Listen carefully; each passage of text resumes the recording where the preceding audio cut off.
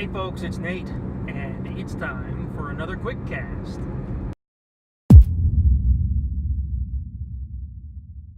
Hey everybody, I thought it's been a little while since I've recorded a video. Unfortunately, I have not been working in the garage much. Just time and whatnot has been against me. Got a lot of stuff going on the past couple of weeks. That seems to be opening up now, so hopefully I'll get back in the garage. I started looking over those control arms that I've got, and the Clayton off-road control arms that I was handed, and I found one or two of the joints need to be replaced. Well, not replaced, but rebuilt. They're Curry Johnny joints, and from what I'm told, those can be rebuilt. So I'm going to do a video on identifying a possibly worn Johnny joint at some point and how to replace, you know, the internals to tighten them back up again. That was just yesterday, I think it was, that I finally got, you know, to look at them and look at the joints. Otherwise, the arms are in great shape. I'm going to clean them up a bit. I don't know what else they'll really need, to be honest. Clean them up, grease them up, adjust them to the right length, and get them on the Jeep. That might happen before the Jeep Jamboree in August, which is the first weekend in August, but I can't guarantee that. I just don't know if I'm going to have the time to get the joints rebuilt and get them installed in the Jeep. I may do the fronts because all the front arms are okay. I may do the front arms because those are the arms, the Rubicon Express arms that I have on there. The front arms, one of them is like clanging, and I don't like that. So I'm thinking I'm going to do the front arms. I may do them before I do the rear. That way I don't have to wait on rebuilding all the joints, because I can do the front. I have 4 arms that are decent, including the uppers for the front, which are different than the uppers for the rear. But anyway, so that may be coming sooner rather than later. I'm not sure. I may do them all in one and release them as one video, in which case you'll be waiting till probably sometime in September. I don't know, maybe the end of August before I can get that all done. So, but it's coming. I'm also looking at the, apparently you can do a steering upgrade on the front of the TJ by simply buying stock Cherokee ZJ parts. That is the ZJ, I believe the V8 version specifically. I've got a list of part numbers and I priced it out, and for like less than 150 bucks you can get all the pieces and you can build yourself better, not like ultra high strength, but better than the stock TJ Y-Link or whatever they call it, that comes, you know, on the front Dana 30 on the TJ. So I'm hoping I can improve that and do the alignment video I was telling you guys about. So that'll be fun. But anyway, there were a couple things I wanted to talk about in this QuickCast. That was just a quick update for you. First of all, I was doing some cleanup and sort of reorganization on my Facebook page, and in doing so, I was sort of refreshing some links and this and that. I found out that the Patreon site that I had set up for SWBCrawler was not functioning. It was kind of a surprise.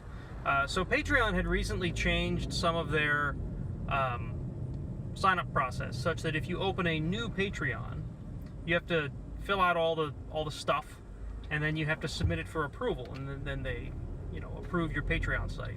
And I'm only aware of this because there's a person I follow on social media who's recently opened a Patreon, and she was talking about how she's waiting on approval, and she's been in this approval process for like 4 days now. And I'm like, wow, I don't remember ever having to do that. So I looked into it a little bit, and I found that, I guess because SWBCrawler is a relatively recent Patreon page, they had sort of thrown it back into the approval phase, or needs approval phase. And I had to fill out some more information and then resubmit it, or I should say submit it in the first place for approval. The page was working, and then it wasn't, so I don't know. If anybody out there had tried to give me money and couldn't, feel free to try again. I don't know that anybody has. And to be honest, I don't expect that anybody has. But if you did, you know, whatever. And if you're not, and you're thinking about it, now's a good time to do it, because the page is working again. So that's that. That's my Patreon story. I have another Patreon for a different endeavor, which is fine. It's been open for a year or two, and it it wasn't taken down for approval. So I have no idea what the story was there. I didn't get any notice that I'm aware of. I can't remember the last time I checked, to be honest, though. So it could be that it's been down for months. I don't know. So yeah, that's Patreon. The other thing I wanted to chat about, and this is a little bit deeper, guys. So I was listening to an episode of the Jeep Talk Show this morning on my way into work, episode 338, I believe. And they do a section on the show where they have an interview with, a vendor or whatever. And I guess their vendor had backed out for that episode. So they were last minute trying to get somebody on the show. And instead of bringing in a vendor, they just talked to Tammy, who's one of the hosts. She's, if you're not familiar with the Jeep Talk Show, feel free to go subscribe, listen. It's a pretty good show. I contribute there from time to time, and I call in frequently and give them hard times over stuff they talk about on the show, because it's fun. Hi, Tony. I don't know if Tony watches my channel, but hi, Tony. You may have seen a guy named Nick, or Nicky G, who comments on some of my videos. Hi, Nicky G. He's a funny guy. He's also one of the few people who have bought one of my shirts from my Teespring. Yeah, thank you for the support, buddy. Anyway, they had sort of on the spot interviewed Tammy with her story about how she got into Jeeps and whatever. And to give you just a sort of a brief idea of Tammy and what she's all about, she's been in the Jeeping world for like 3 or 4 years now, maybe a little longer. I think it was 2013 she said she bought her first Jeep.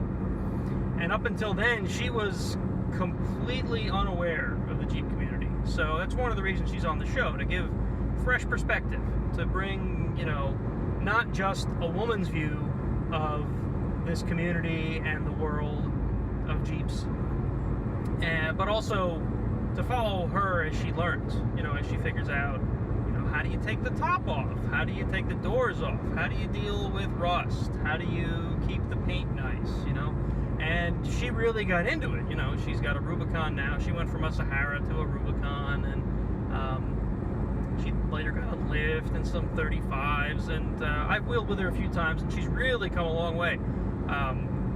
Props to Tammy. Tammy, if you're watching, hi, Tammy.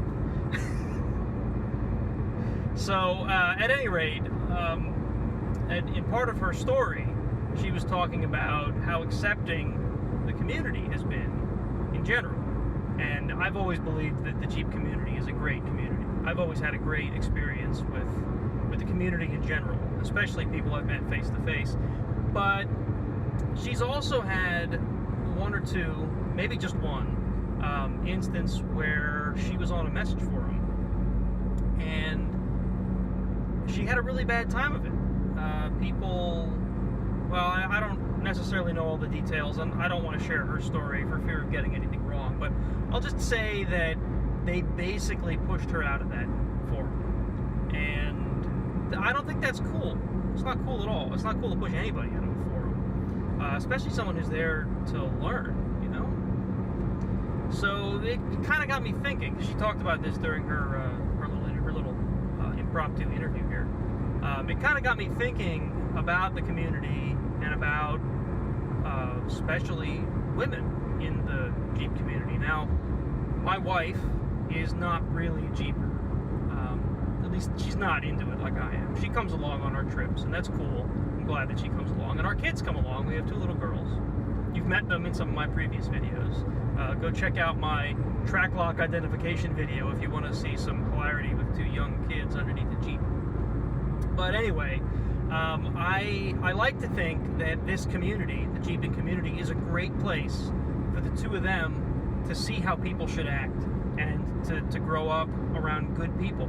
Because, like I said, the majority of the people that I've met in this community are great people. They're good examples. Some of them have foul language, some of them have bad habits, but on the whole, they're good people that want to help each other and want to do the right thing and want to just be generally a good community. And I think that's a great set of people to surround your kids with.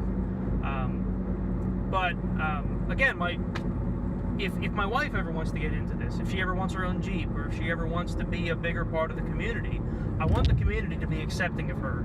And personally, I am completely welcome to women, young people, whatever, whoever wants to be in this community.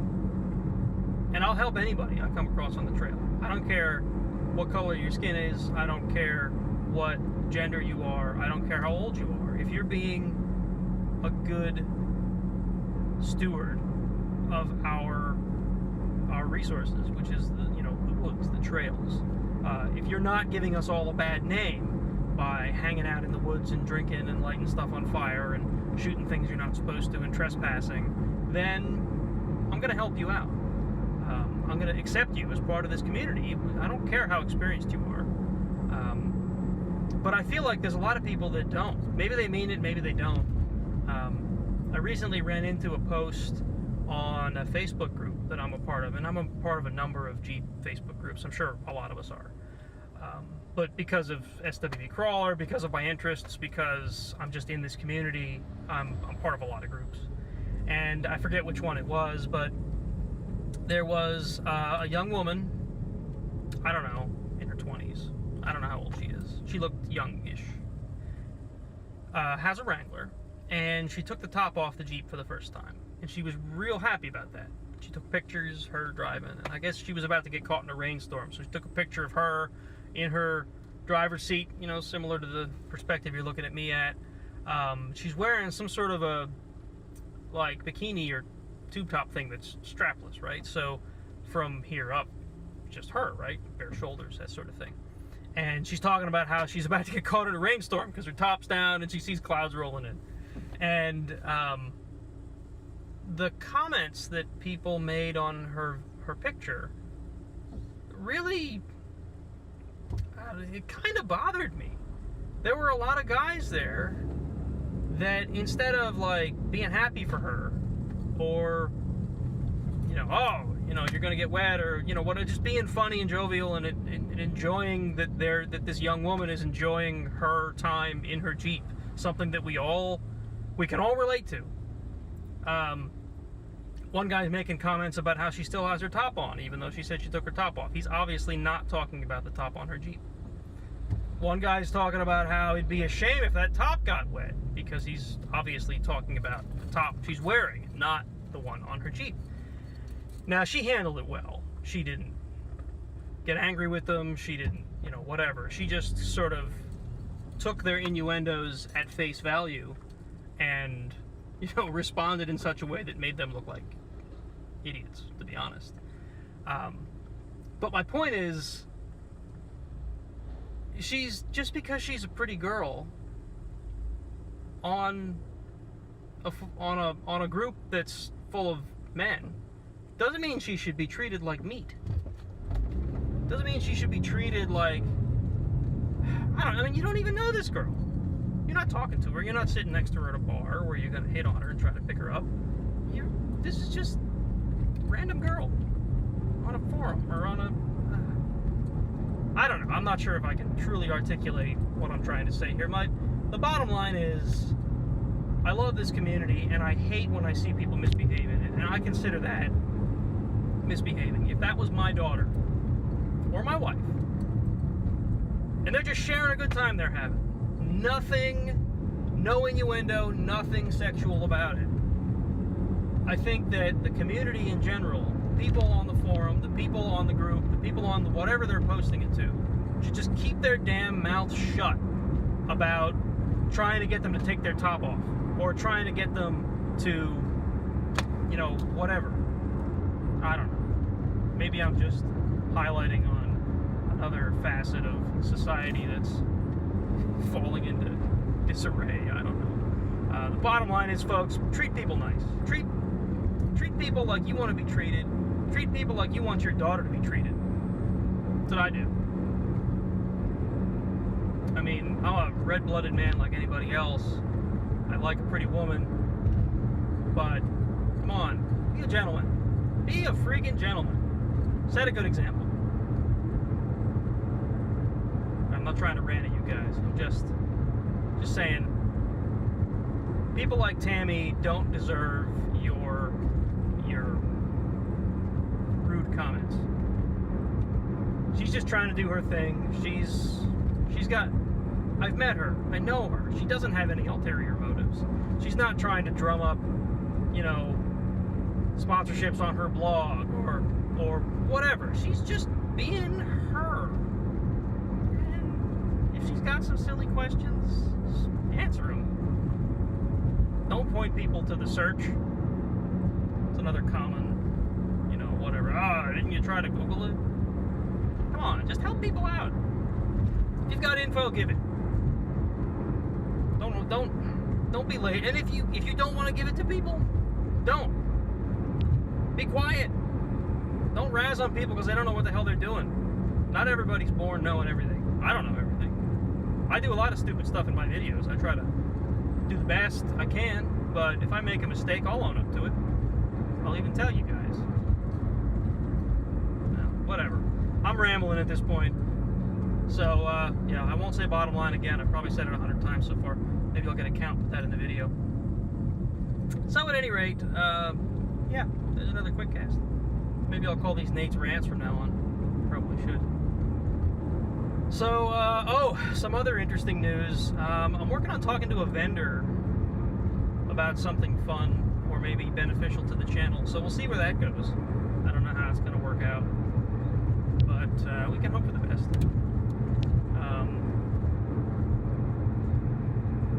Yeah. I think that's everything, folks. I'm glad you guys are watching. If you want to flame me for my comments today, feel free. I can handle it. I've been on the internet for the past 20 years. I've been members of forums, mostly ones that help people out. But come on, I used to post on Pirate back in the day. Pirate was not a friendly place. Real smart people there, but man, they can be rough sometimes. But at any rate, all right, folks. I think I'm gonna call it a day. Like I said, hit me up on Patreon if you want to help out the channel, even if you disagree with me. I would appreciate anything you guys can give me. Hit the subscribe button, hit the like button, get me some viewers, get me some subscriptions. I'd really like to see where this channel can go. The more subscribers I have and the more likes I have, the better. Well, I mean, the more views I can get, because that's how YouTube does things. There's all these cool new features coming to YouTube about not subscribers, what do they call it? It's a thing where you can, I want to say subscription, but it's not. It's like a traditional subscription where you pay someone monthly for something. Sort of like the Twitch model, where if you're on Twitch and you're doing your gaming thing or whatever, people can subscribe to your channel, and there's an actual monetary component to it. YouTube has that now. I'm not allowed to use it because I need 10,000 subscribers to make that happen. Can you imagine that? 10,000 subscribers to allow you folks the privilege of giving me money. What the hell?